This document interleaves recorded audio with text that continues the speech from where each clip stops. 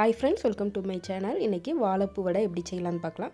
அதுக்கு 2 கப் கடலைப்பருப்பு எடுத்துக்கோங்க. அதை 2 மணி நேரம் ஊற வச்சு மிக்ஸி ஜாரில் சேர்த்துக்கணும்.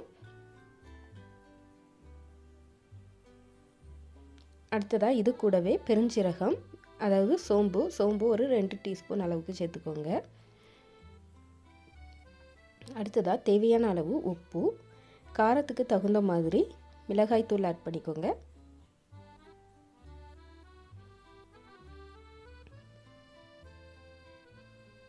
அடுத்ததாக கொஞ்சமாக பெருங்காயத்தூள். இதை எல்லாத்தையும் நல்லா குறப்பாக அரைச்சி எடுத்துக்கணும். இந்த அளவுக்கு அரைச்சி எடுத்ததுக்கப்புறம் நம்ம இது கூட வாழைப்பூவை ஆட் பண்ணிக்கலாம். வாழைப்பூவை ஃபஸ்ட்டு நல்லா க்ளீன் பண்ணி வச்சுக்கணும். க்ளீன் பண்ணி தண்ணியில் போட்டு வச்சுருங்க. அதை நம்ம இது கூட ஆட் பண்ணிக்கலாம். 1 கப் வாழைப்பூ எடுத்திருக்கேன். அதை இது கூட ஆட் பண்ணி நல்லா மிக்ஸ் பண்ணிடலாம்.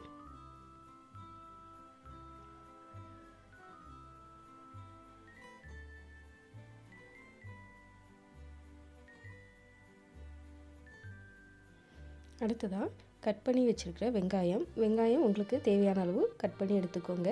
அடுத்ததாக கருவேப்பிலை ஒரு கொத்து. இதையும் நல்லா மிக்ஸ் பண்ணி சின்ன சின்ன உருண்டைகளாக பிடித்து எடுத்துக்கலாம்.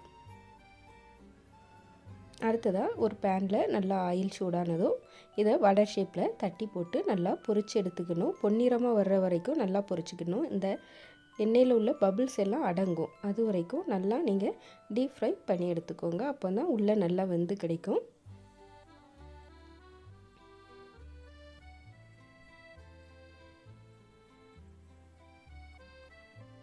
இங்கே பாருங்கள், நல்லா வெந்துட்டு அவ்வளோதான்.